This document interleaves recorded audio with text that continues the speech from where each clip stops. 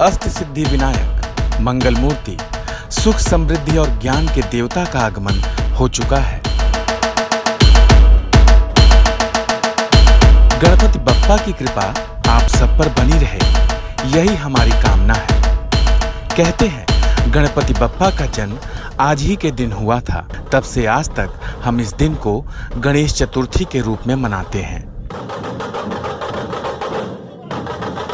महाराष्ट्र समेत पूरे देश में आज ही के दिन भगवान गणेश की मूर्ति स्थापित की जाती है।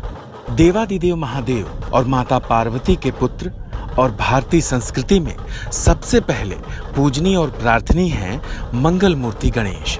मान्यताओं के अनुसार विघ्नहर्ता के पूजन के बिना किसी भी मांगलिक कार्य की शुरुआत नहीं की जाती है। जो कोई भी भगवान गणेश को पूजता है, उनकी मूर्ति को स्थापित करता है, वक्रतुंड उनकी सभी मनोकामनाओं को पूरा करते हैं। पूरे 1 साल बाद घर घर में गणपति पधारे हैं। अगले 10 दिनों तक चलने वाली पूजा की आज शुरुआत हुई है।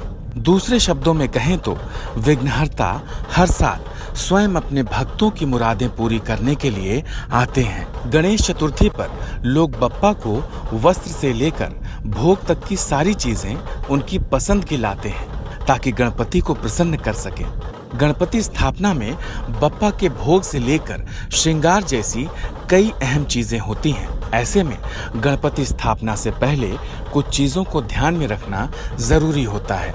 अगर बप्पा की इन चीजों को ध्यान में रखकर आप तैयारियां करेंगे तो बप्पा खुशी खुशी आपके घर विराजेंगे और आपके दुख और कष्ट हर लेंगे। गणेश चतुर्थी पर अगर आप गणपति लाने की सोच रहे हैं तो बता दें कि सफेद मदार की जड़ या फिर मिट्टी से बनी गणेश की मूर्ति को पूजा के लिए शुभ माना जाता है।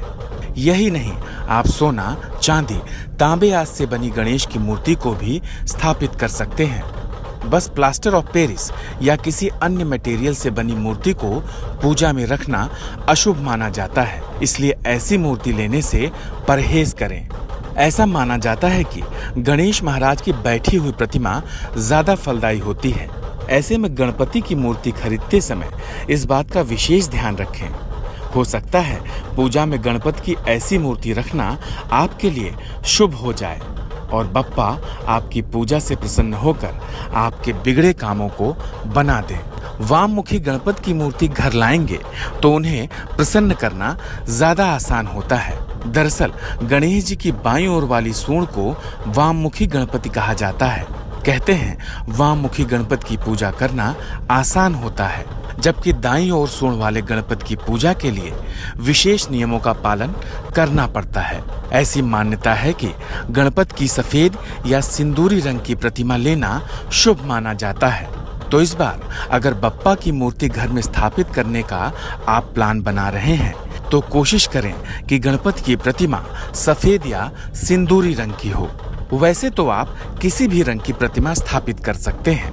अगर आप अपने ऑफिस के लिए गणपति लाने का विचार कर रहे हैं तो खड़े हुए बप्पा ज्यादा शुभ रहेंगे।